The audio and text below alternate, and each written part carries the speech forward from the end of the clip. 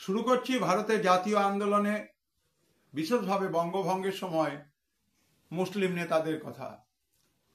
আমাদের ভারতের জাতীয় আন্দোলনে কংগ্রেস প্রভাবাধীন যে জাতীয় আন্দোলন, সেখানে আমরা হাতে গোনা কিছু মানুষের কথা জানতে পারি যারা আমাদের বৃহত্তর হিন্দু জনগোষ্ঠীর বাইরে থেকে এসেছিলেন।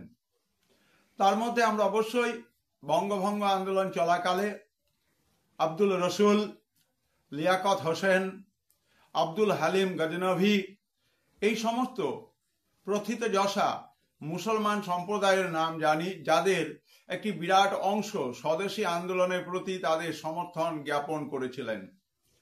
মৌলভী আব্দুল রসুলের সভাপতিত্বে কলকাতার রাজাবাজারে অনুষ্ঠিত এক জনসভায় বঙ্গভঙ্গের বিরুদ্ধে তীব্র প্রতিবাদ জানানো হয়।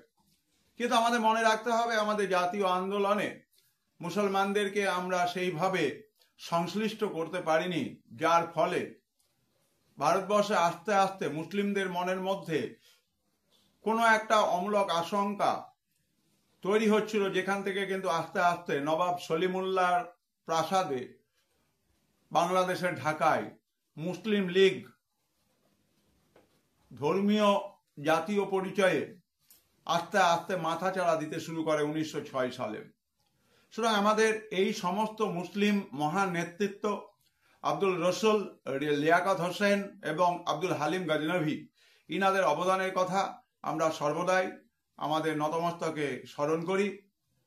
অন্যান্য ভিডিওর আপডেট পেতে নজর রেখো in the light off history ইতিহাসের আলো ইউটিউব চ্যানেল।